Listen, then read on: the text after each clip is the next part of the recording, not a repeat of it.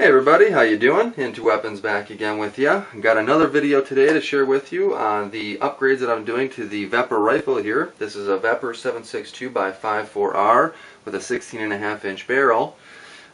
This is video 4 out of the series that I'm doing on the upgrades that I've made to this rifle. The previous videos are available on my channel if you want to go ahead and check those out. It includes the ATI Scorpion pistol grip, the bone steel arms folding left-hand stock, Mike Krebs custom safety selector, and today video 4 is going to be covering the replacement handguard in the front here, the forend, that I found for this rifle. There are a few different options available for the VEPR rifles, although there's not very many compared to the AK family. There's maybe 4 or 5 dedicated to the VEPR rifle. There are some adaptation kits out there where you're able to make it use standard wood furniture from an AK-47, I believe, but I really don't know how well those work. I didn't read a whole lot into those. A couple manufacturers that make some handguards for this is SGM. They have a polymer handguard. In my opinion, it's pretty ugly. Midwest Industries is now manufacturing a handguard, aluminum handguard, I believe. Looks pretty decent, but it's very bulky in my opinion. The pictures I see of it make it look pretty bulky.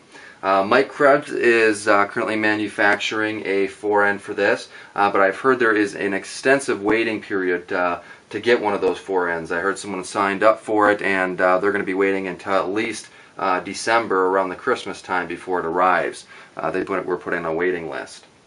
The Mike Krebs aluminum forearm looks pretty good as well. It's a little bit beefier like the Midwest Industries forend, but not as much. So it's definitely a reasonable option to have. I'm sure it's very expensive though. And another option here, which is kind of what I went with, is the Carolina Shooter Supply aluminum AR-15 type forend. This is a real well made, it looks like. It's got a nice finish on it. It ran about $115 from Carolina Shooter Supply. I really like the vented look to it. It does give you the option to add in some railings on this if you need to put maybe an angle foregrip or a vertical foregrip on there. And I believe you can also attach rails to these vents here, but I'm not 100% sure on that. This is specifically made for all VEPR rifles. I've been told it fits all VEPRs. I did actually have to do a little bit of filing here on this side. As you can see here, it's lost its finish there. The reason for that is because I had to file down the step on here in order for it to fit into the front of the receiver.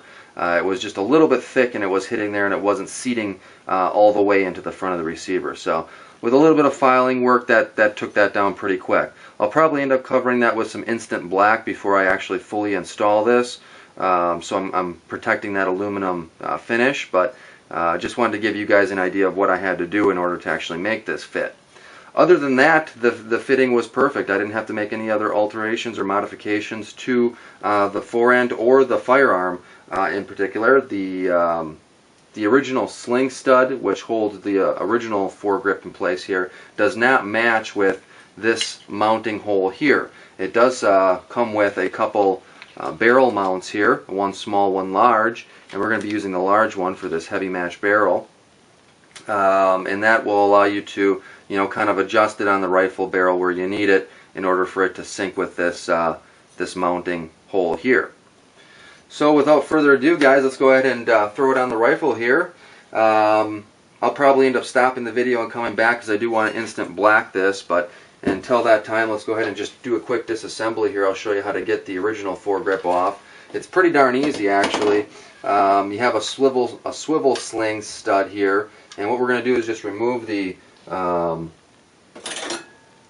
flathead screw, which is also holding in the swivel sling. Kind of 3 pieces, if you will.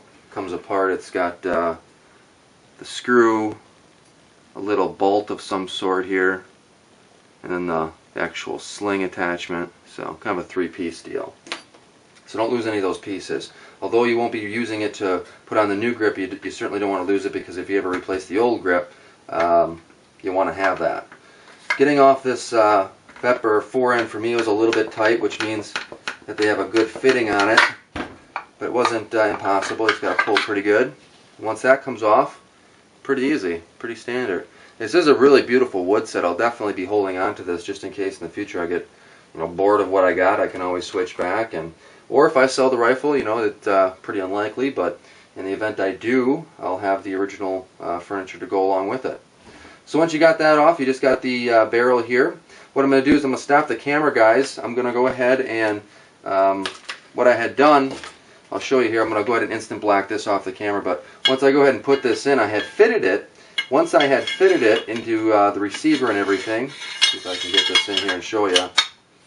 I kind of had to pound it in to fully seat it with my rubber mallet, but what I did is I took a pencil with just a mechanical pencil with a long lead, and I just kind of marked on the barrel where this hole was going to be, just by pushing it through the hole and marking on the barrel.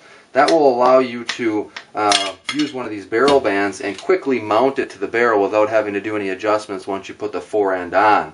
So it'll make your life a little bit easier if you go ahead and mark where you need to set this barrel band.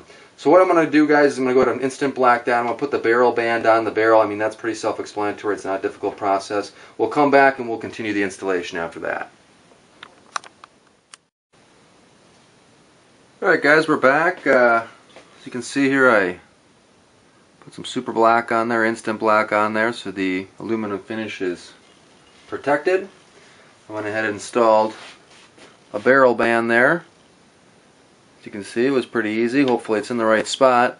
We won't be able to tell until we get this fully seated in the receiver and see if it lines up.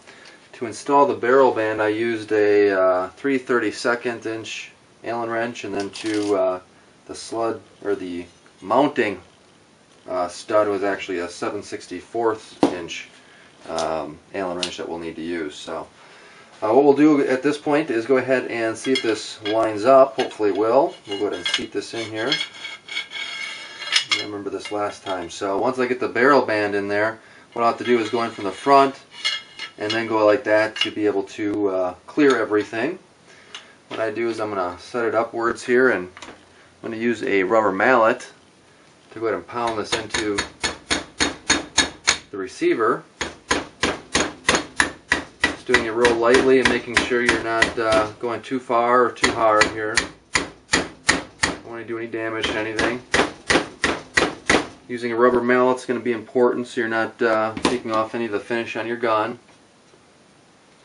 And then once it looks like you have it fully seated, which it looks pretty good here, what we're going to do is make sure we have the mounting all lined up here, and I can't actually believe it. It looks like I got it perfect, which is very surprising. So again, that pencil mark helped in there just be able to line everything up. We'll go ahead and take our mounting screw. I've heard somebody actually used a screw with a dualed purpose as a swivel sling stud. I wasn't able to find any products that did that, but I'll keep my eyes open because I think a front swivel sling stud up here would be helpful. Sure, I can find alternatives to using the mounting hardware as a swivel sling and just put it somewhere on the fore end here, but I thought having it as a dual purpose, kind of keeping everything the same, would be helpful. And this screw that they give you with it is not very hardened steel, so it's easy to strip, so kind of keep your eyes open for that. You certainly want to strip that out at all. But once you got it on there, this thing is solid. It ain't going anywhere, that's for sure. It's a nice solid unit. Obviously doesn't cover the upper gas tube here, so you'll want to keep your hands away from this area if you're doing a lot of shooting or repetitious shooting, because that will heat up and it'll burn you. But otherwise, the vented aluminum here should be pretty heat resistant. The venting on this rail will allow more heat to dissipate a little bit quicker than the original handguards. And I'll have to look into getting some rail scope mounts and things of that nature for maybe a foregrip here, you know, a vertical foregrip or something, or an angled foregrip. We'll have to see. I'll have to play around a little bit. I also want to look into maybe a bipod option, see if there's something maybe I can do with that. So, but overall, as you can see here, it gives it a real neat look to it. It's really playing in with the whole tactical battle rifle look. So my personal opinion is it's probably one of the better looking VEPR handguards on the market at this point in time. And for the $115 I think it ran, not too bad of a price tag. So I'm pretty happy with it. We'll I guess the main determining factor will be getting it to the range and seeing how it operates. But that's pretty much it, guys. That's the installation. Pretty straightforward, not too difficult on these VEPR rifles. If you have any questions, let me know. Otherwise, as always, I appreciate you watching, and until next time, take it easy.